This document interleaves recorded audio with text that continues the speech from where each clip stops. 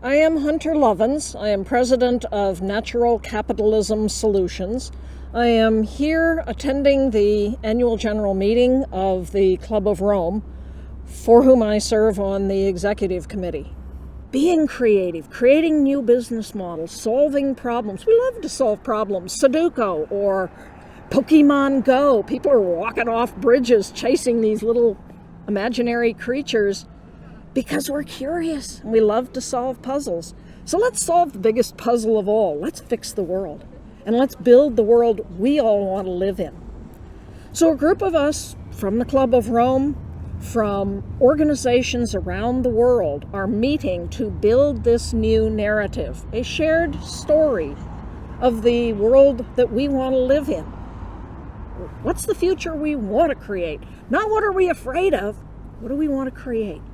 How do we deal with the climate crisis, which is upon us? Where I live in Colorado, temperatures have been 25, 26 in November. This is not right.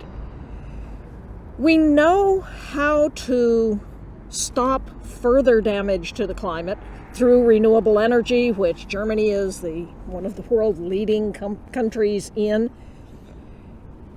And we know how to roll it backwards by using land in the way that, for example, grazing animals co-evolved with grasslands.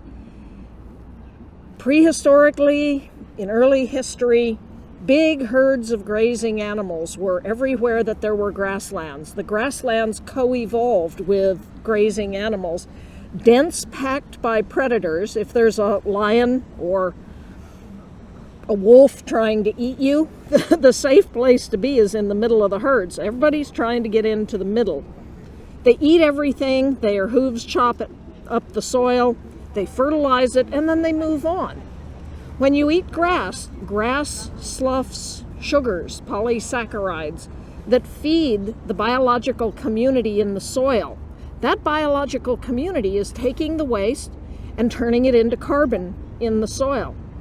So we can mimic that. It's called biomimicry or holistic management or regenerative agriculture. And when you do that, the carbon in the air gets taken up by the grass, which per weight has 40 times the carbon of, say, a tree. Everybody says, oh, solve the climate, plant a tree. The tree is all above ground. The grass is mostly below ground in the roots. And the roots are feeding the healthy biological community. Where this is being done, farmers, ranchers have taken their soil from, say, 1% soil organic matter, carbon, to 11% in like 10 years. This is decarbonizing. We're sucking carbon out of the air, putting it back where it belongs in the soil. If we did this, if we increased soil carbon 1%, across the world's grasslands, we would go back over a 30-year time frame to 280 parts per million, pre-industrial levels. Oh, and when you practice regenerative agriculture, you're growing things organically. They taste better. They're better for you. The animals are happier. You're not putting them in feedlots and feeding them things they were never designed to eat, like corn. You're letting them be animals the way they always had been. So farmers like Gabe Brown, who was a corn, soybean, conventional farmer in North Dakota in the United States, started practicing this. First, he stopped plowing the soil, breaking it up, which releases the carbon. Then he planted cover crops, 26, 28, 30 different kinds of plants that all help each other. Then he turned cattle out on it. Cattle ate the cover crops, so he doesn't have to grow hay, haul it in, feed it to them. They just eat the cover crops.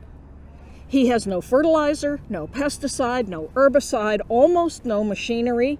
He is wildly more profitable, and he has increased soil organic matter up to 11% on some of his land. This is the way that we begin to solve the climate crisis. And when you do this across all different kinds of entrepreneurs, whether it be taking seawater and allowing it to condense and creating fresh water and growing tomatoes, as Gunter Pauli is doing. Whether it be entrepreneurs like Mohammed Yunus, who just spoke to us, saying, I'm not a banker to the poor, I'm simply helping people in the village.